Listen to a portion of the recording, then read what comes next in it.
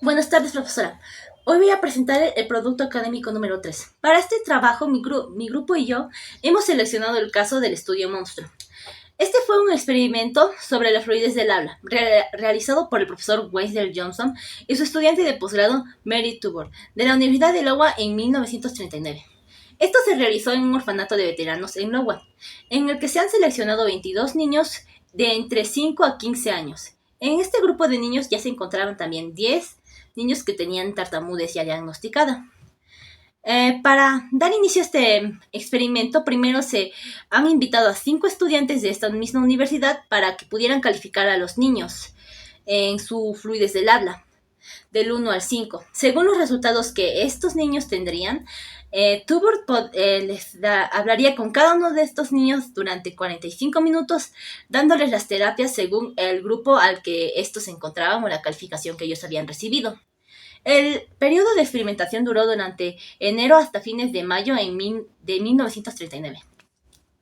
Para esto se dividieron en 4 grupos. Entre los tartamudos se dividieron 2 grupos de 5. La 1A, el grupo experimental, y la 1B, el grupo de control. Y en los niños que hablaban fluidamente, se les dividió en grupos de 6. 2A, grupo experimental, y 2B, grupo de control.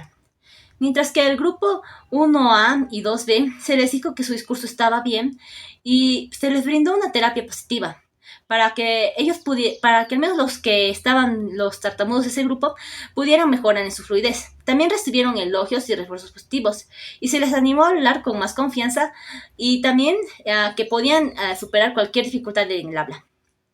En el grupo 2A y 1B se les dijo que su discurso no era bueno y fluido, aplicándoles la terapia negativa con el propósito de empeorar su fluidez del habla. Al menos esto en el caso de los niños que hablaban bien de estos dos grupos.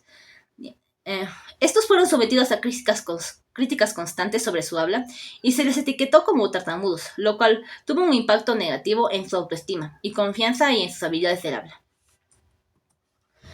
Al final, el objetivo de este estudio era probar la hipótesis de Jason, en la que las críticas negativas podían inducir la tartamudez en individuos que no la tenían. Además de que quería probar si es que a los niños o a alguien que tuviera tartamudez, si se les decía lo contrario sobre su discurso y se les daba apoyo, podrían mejorar o tal vez hubiera algún tipo de cambio. El estudio fue altamente cuestionable, ya que en ningún momento se les explicó el propósito de investigación ni los métodos que se usarían en los niños. Además de que al orfanato se les había explicado en un primer momento que más bien a los niños tartamudos se les aplicaría terapia para que pudieran hablar bien, lo cual claramente se aplicó, pero en ningún momento habían especificado o habían dicho que iban a hacer lo mismo o inducir la tartamudez a los niños que hablaban bien. Además de los daños psicológicos hacia los niños que se les ha provocado, que también a largo plazo, ya que se les afecta actualmente. También que no habían recibido, después de que se concluyó este experimento, un tipo de terapia para poder volver a hablar normalmente, sino que se les dejó con los resultados de ese experimento. Esto provocó que los colegas de Johnson apodaran a este experimento el estudio monstruo, de ahí el nombre. La investigación se mantuvo oculta por miedo a que el origen del experimento se relacionara con los experimentos realizados por los nazis durante la Segunda Guerra Mundial.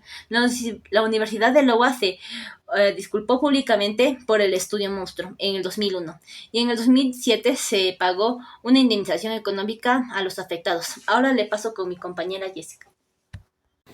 Bueno, continuando con la exposición voy a seguir hablando sobre el caso del estudio monstruo de Wendell Johnson y se refiere a un polémico experimento que se realizó en el año 1939 justamente por este psicólogo. ¿Y en qué consistía este experimento? En que se centraba en el trastorno de la influencia del lenguaje, específicamente en la tartamudez. Este experimento fue llevado a cabo bajo la supervisión de Johnson, pero fue dirigido por una de sus alumnas, María Tudor. ¿Y en qué consistía este experimento? Era en reclutar a 22 niños huérfanos, algunos de los cuales tenían problemas de tartamudez y otros que no tenían ningún problema con el habla. Entonces, ¿qué pasó? se les separó en dos grupos, ¿no? Al primer grupo se les dio terapia del habla positiva y al segundo grupo se les dio terapia del habla negativa. ¿Cuál era el objetivo? El objetivo era investigar si la terapia del habla negativa podía inducir a la tartamudez en los niños que no presentaban problemas del habla, ¿no?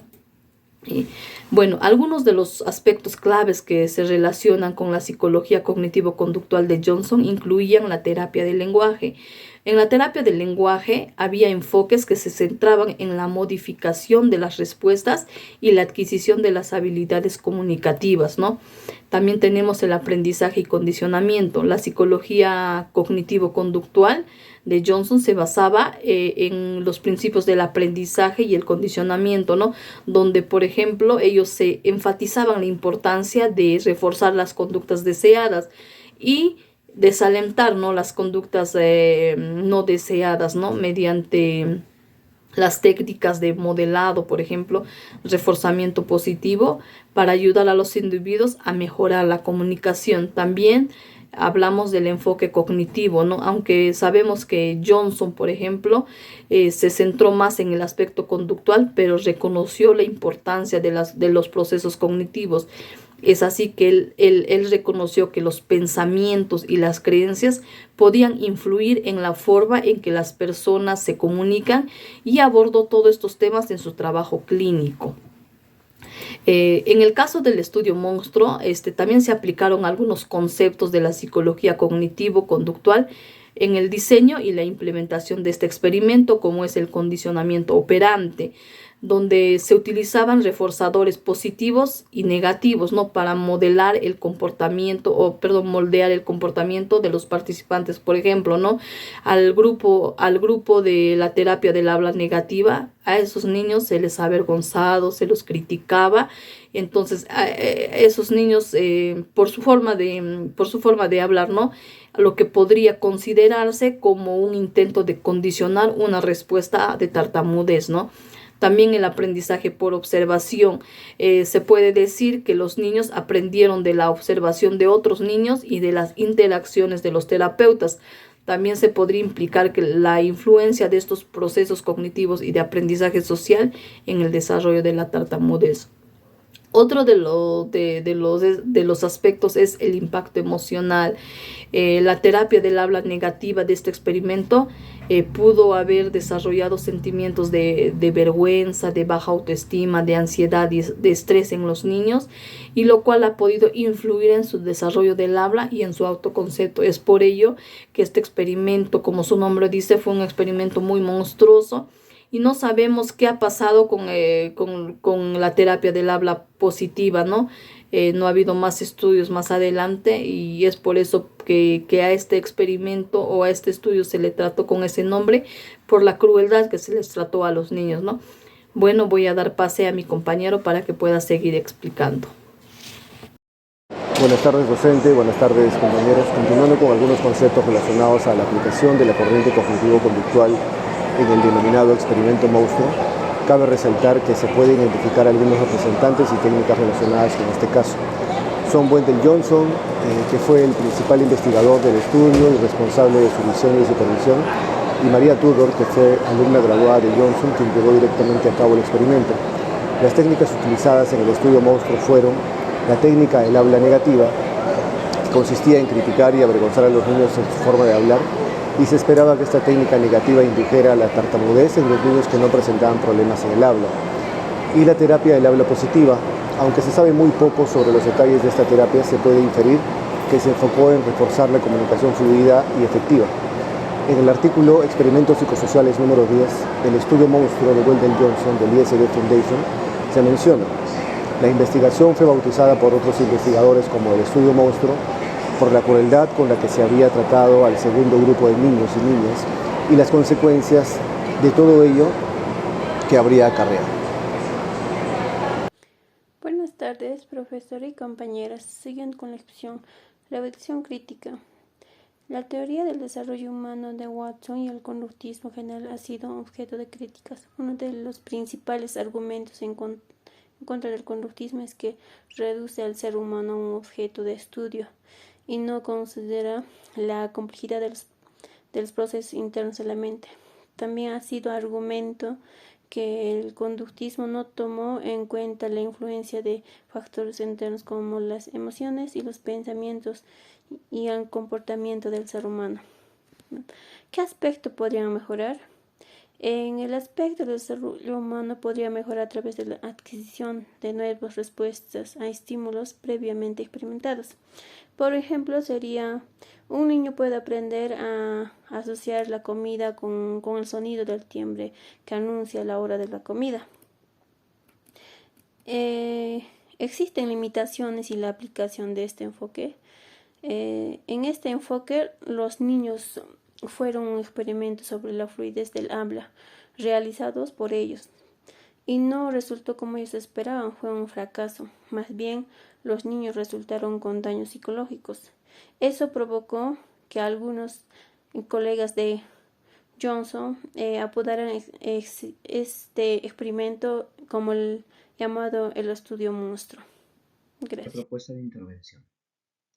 Tomando en cuenta la perturbación ocasionada y la cantidad de personas, se considera la propuesta de intervención grupal utilizar una teoría cognitivo-conductual como tratamiento de problemas desarrollados, ya que este tratamiento ayuda a modificar los pensamientos, los sentimientos, las actitudes, las emociones y los comportamientos negativos.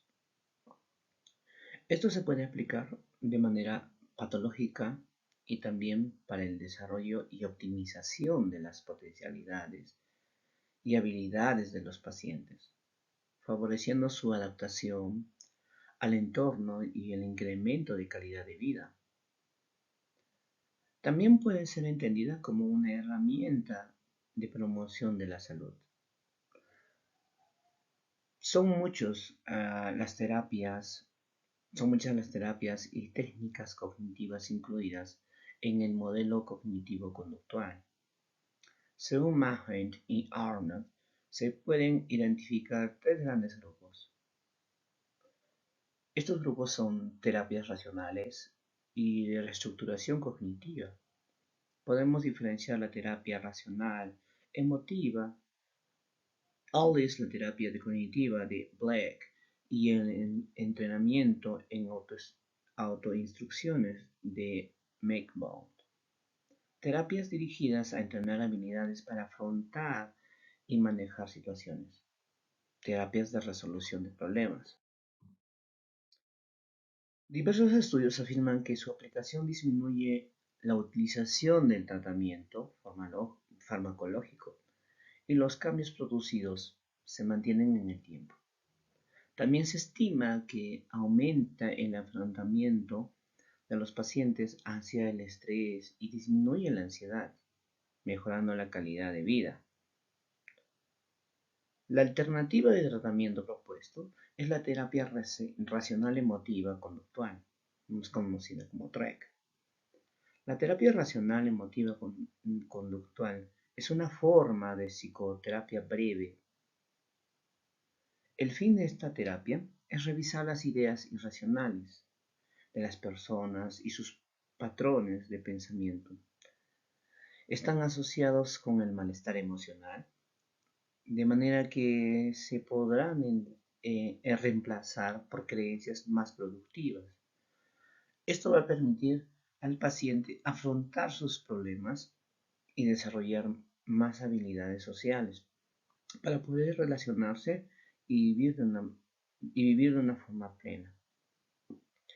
Esta terapia se basa en el supuesto de que culpamos erróneamente a los acontecimientos externos por nuestro malestar. Pensamos que la culpa de nuestra infelicidad la tienen las situaciones cotidianas de la vida, como si todo estuviera en contra de nosotros.